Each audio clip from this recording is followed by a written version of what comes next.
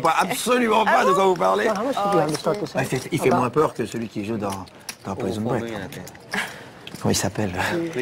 Je ne sais pas. Vous voyez, chacun a ses références. Il fait très peur dans Prison Break, là. Ah, j'ai oublié. Ça reviendra.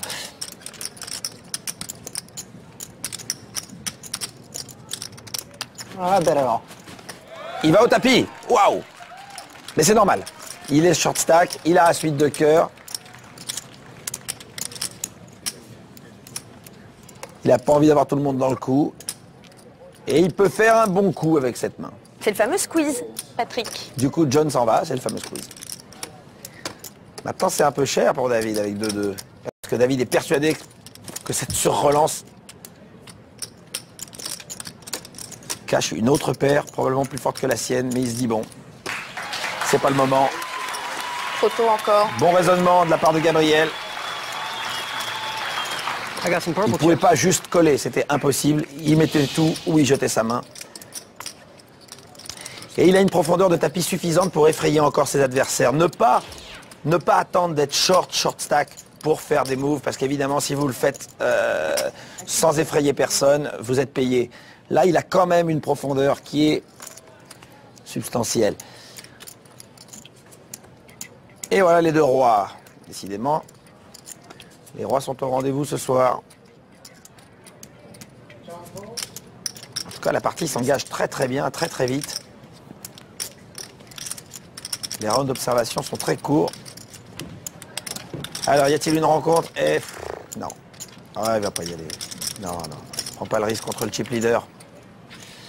Et David non plus va pas prendre le risque contre le chip leader avec Valet 10. Quoi qu'il a que 140 000, il peut aller chercher quelque chose avec 10 valets. Il regarde son tapis. Il a le chip leader qui a relancé under the gun, c'est-à-dire juste après la big blind. David paye. David aime voir les flops. Il a un ascendant psychologique sur les joueurs. Les gens le craignent beaucoup. Dans ce cas-là précisément, Mike a éliminé David lors du high roller de Londres. Donc la dernière confrontation était plutôt à l'avantage de Mike. Mais David, je dirais, a trouvé un as. La pire carte pour Mike. Voilà, maintenant David doit bouger. Il ne peut pas rechecker. Ah non. Ouais. Ah, David prend pas de risque. Mike a compris qu'il a la meilleure main maintenant, mais il vaut mieux jouer arrêté qu'envoyer. C'est très risqué. Si t'es payé, t'as perdu. Si t'es relancé, tu jettes. Très risqué, ça sert absolument à rien. Il fallait jouer arrêté. Mike Watson, c'est le seul Canadien de cette table. 24 ans. Vraiment l'une des stars online. On l'appelle Sir Watts si vous le croisez sur les parties online. Il touche du jeu. As valet de cœur. En première position. 220 000. Avec cette main. C'est normal. Luc n'hésite pas. John. Non plus. Et c'est David qui jette sa main, évidemment. Et voilà. Paire de 10 Gabriel Taylor qui va aller à tapis. Probablement avec ses 2-10. Ah vraiment, moi, il me fait peur. Il a 2 millions, mais il faut qu'il y aille. Il faut qu'il y aille. C'est très compliqué. Qu'est-ce qu'il fait? Il paye? Oui, simplement. Ah.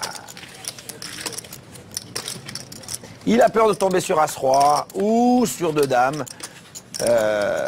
Et il préfère y aller comme ça. Et il trouve le flop idéal pour lui. Mais Mike aussi, vous allez assister à un tapis-tapis. D'une manière ou d'une autre. Voilà, Gabriel qui check pour faire un check raise au cas où Mike bouge.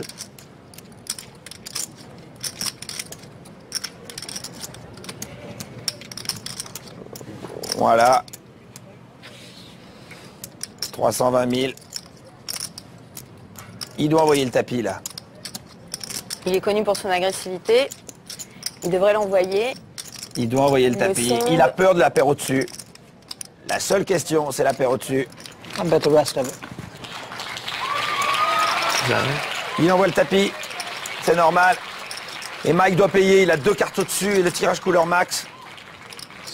Et il est chip leader. I have to call. Well, tu as le choix? Obligé de payer, absolument. Puis vous le voyez au pourcentage, c'est Mike qui a le plus de chances de remporter ce coup. Et il a beaucoup de cartes pour gagner. Tous les as, tous les valets et tous les cœurs. Ça fait 13 cartes. Here comes the skill part. Voilà, 13 cartes, vous l'avez lu. Very good swing. Le 3 qui change rien. Un 6 pour partager. Et ouais, le cœur. Et c'est bon pour Mike. Et c'est Gabriel Taylor qui s'en va premier éliminé de cette table finale de la Bellagio Cup 4. Thank you, guys. Thank you. On va tout de suite l'écouter, les premiers commentaires Allons-y. du vaincu. Yeah, I think I did the right thing a couple times, moving my short stack, I bet it all. putting the pressure on them when I could. You just gotta win the big pots in tournaments. Est-ce que vous êtes d'accord avec lui? Il a pris toutes les bonnes options. Complètement. Après, il a- Tout ce qu'on l'a vu faire était très bien joué. Il a très bien joué avec la suite de cœur tout à l'heure. Il a parfaitement joué le coup à l'instant. Il a poussé l'autre à la faute. Il a poussé l'autre à mettre son tapis. Et il avait la meilleure main. Même s'il n'avait pas le meilleur pourcentage, il avait la meilleure main au départ. Il avait la paire, le jeu fait. Et c'est du coup Mike Watson qui confirme son statut de chip leader très largement. Vous l'avez vu avec plus de 7 millions. David Benjamin Only one blind, right? au bouton avec Valet Roi qui relance à 230 000 et qui tombe sur le chip leader qui ouvre ses cartes avec un as. Alors ce qui joue son rush.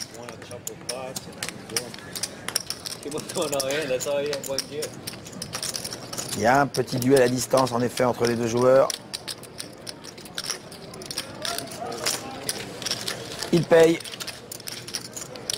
Il a envie de voir le flop. Ce qui n'est jamais très rassurant avec cette main. Quand on colle une relance avec As-7 dépareillé, évidemment, si l'autre a relancé avec As-Dame, As-Roi, on n'a aucune visibilité. Mais évidemment, David a trouvé son roi. Check. David doit savoir tout de suite ce qui se passe. Il doit l'attaquer.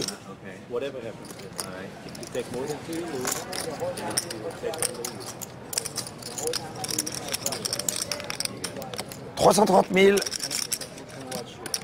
Bon, bah, Mike peut hésiter longtemps. Il a envie de faire un petit coup d'éclat. Un petit check raise. Ah, ouh là là. Oh là là.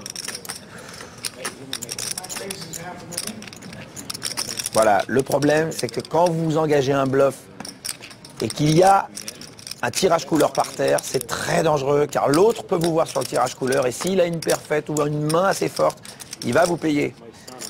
Il faut mieux aller sur un flop rainbow quand on veut tenter ce genre d'opération.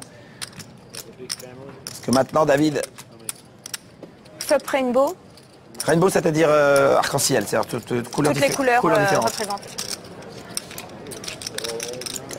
Et en l'occurrence, David l'a payé, mais le trèfle rentre. Le trèfle rentre. Alors les deux ont peur des trèfles. Mike check. David, quel jeu fait, est obligé de checker.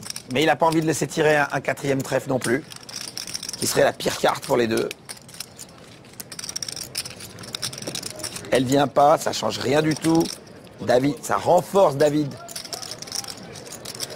dans sa tête. D'autant plus que l'autre check, donc David le joue arrêté évidemment. Il a trop peur des trèfles et il gagne avec le roi. Bien joué.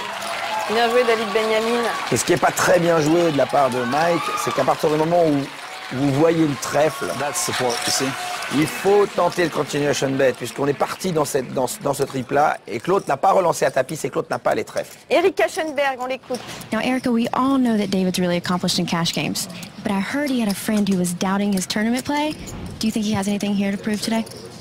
You know, he's having such a great run here lately with the World Series bracelet and a couple of other final tables that he's one of those players that when he puts his mind to it, he's good at anything, whether it's cash games, tournaments, and it's just so phenomenal to watch.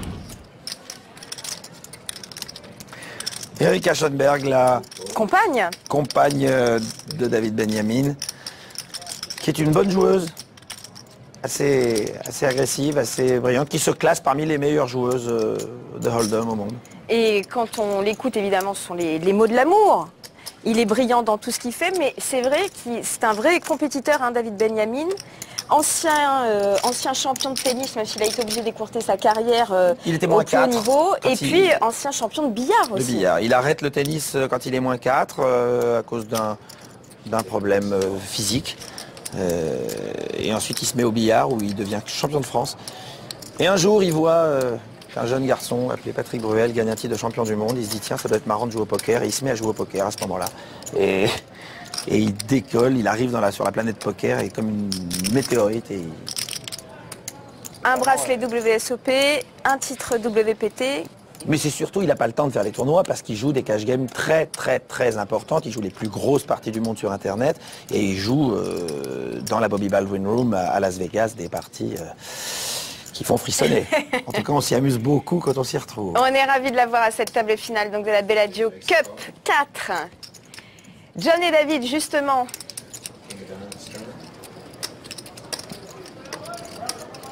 Voilà une main. Donc David a le tirage pique. C'est John qui attaque avec sa petite paire. Il n'a peur de rien, le John. Alors, est-ce qu'on paye 400 000 pour trouver un pique? Ah, c'est tentant. Ou une quinte ventrale éventuellement. Un valet ou un pique. Ça fait des cartes, ça. Ça vaut 400 000. Ça vaut 400 000. Alors voyons. Payé. Take on the world at the world's largest poker room, partypoker.com. Everyone's playing.